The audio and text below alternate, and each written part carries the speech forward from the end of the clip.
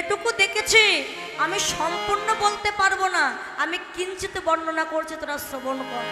সখিরে, যমুনা থেকে জল নিয়ে কুলে উঠে আমি কি দেখলাম জানিস? বদর ও মুখ মণ্ডলা